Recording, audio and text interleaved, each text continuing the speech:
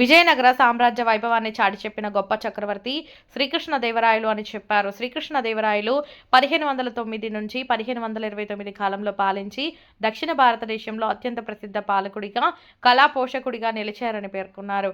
ఈయన కాలం తెలుగు సాహిత్యంలో స్వర్ణయుగంగా పరిగణించబడుతుందని తెలియజేశారు. ఆంధ్రప్రదేశ్, కర్ణాటక రాష్ట్రాల్లో ఆయన జయంతిని పురస్కరించుకుని విగ్రహాలకు పూలమాలలు వేసి వేడుకలు నిర్వహిస్తారని చెప్పారు.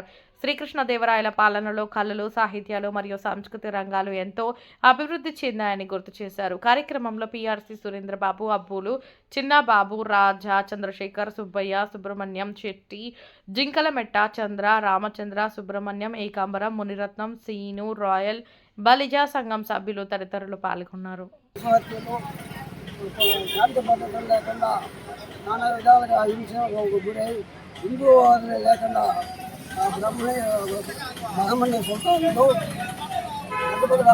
కూడా ఎక్కడ హిందూ దేవాలయం లేకుండా కొల్లగొట్టేసి ఏమి ఆనవాళ్ళు లేకుండా చేసినారు.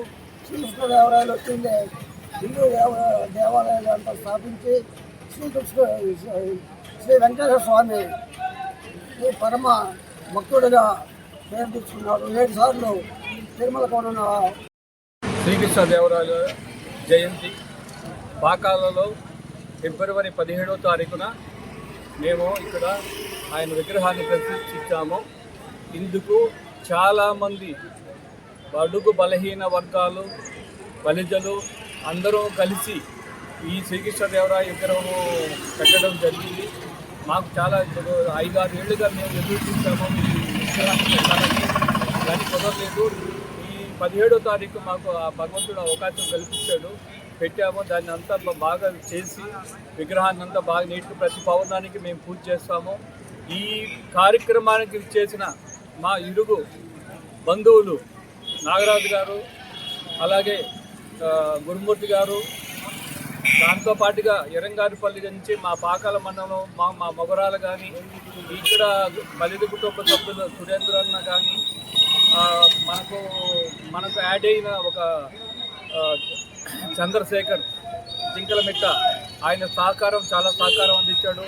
ఇందు మూలంగా అతనికి మేము కృతజ్ఞతలు తెలియజేసుకుంటున్నాము.